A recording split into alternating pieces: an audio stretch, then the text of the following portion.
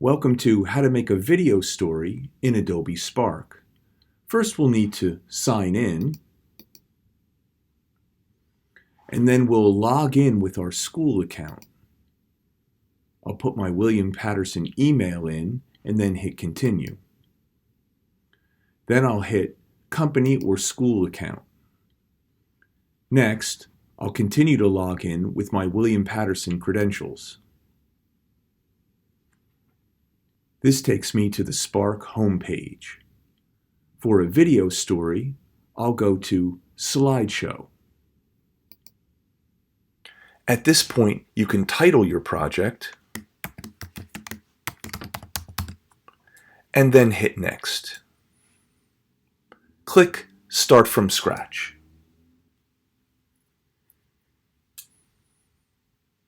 You can watch Adobe's video tutorial if you want, then click OK, I'm ready.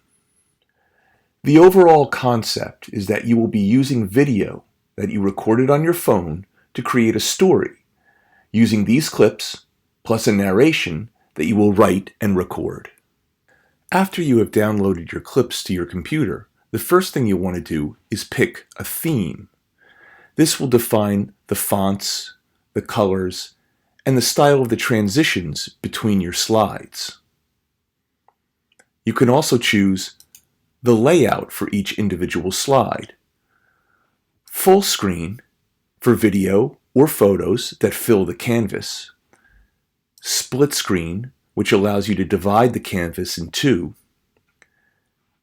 Caption allows you to describe the video with text you are displaying. And finally, title and text. This option puts large text over your video. This is a good option for the opening or closing of your story. Now let's learn how to bring your clips into Adobe Spark Video. This method will work for movies or still images. After you've chosen a theme and a layout for your first slide, click the plus button in the upper left-hand corner and click Video.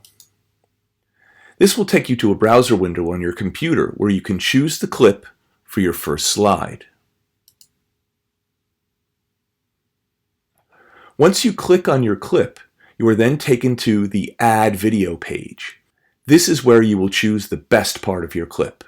The part of the clip that is highlighted between the two circles is what will end up in your slide. Move the whole selection by clicking in the middle of the selection and dragging it, or choose an in point and an out point by clicking on the circles. These numbers indicate that I have selected 6 seconds out of a 21-second clip. When you're ready, click Save. Try to keep the length of each clip no more than 10 seconds. Now it's time to record your narration or voiceover. Simply click on the microphone icon and speak into your computer. This is the narration for the first clip. Notice that the numbers are increasing until the clip ends. If you mess up, you can re-record by clicking and holding the microphone icon again. Try to fit your voiceover within the total time of the clip. If your narration is longer than the clip, it will freeze. Note that each slide contains a video or photo and your narration. This is the narration for the first clip. Notice that the numbers are increasing until the clip ends. If you would like to delete the voiceover completely from the slide, click in the bottom right-hand corner and then hit Remove Narration. To create a second slide, click the plus button, then choose the layout. I'm going to choose Caption this time. Follow the same procedure.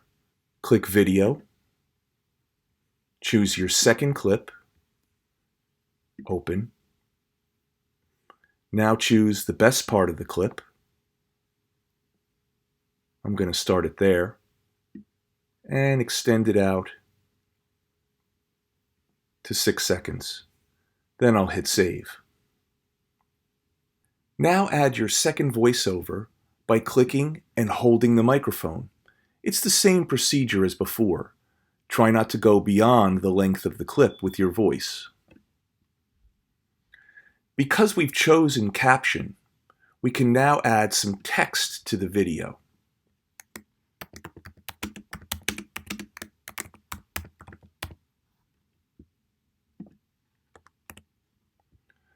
I can then click on the caption and move it anywhere on the screen.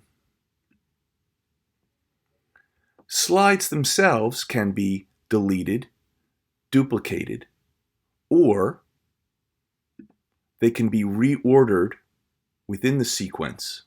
Continue to add slides and record voiceovers until your story is done. Finally, click on the Music tab to change or remove the music completely. When you're happy with your project, click Download. Then choose a name and location to save your clip. And you're done. Remember, if you need further assistance, you can always come to the TSW window and ask for help. Thanks for watching.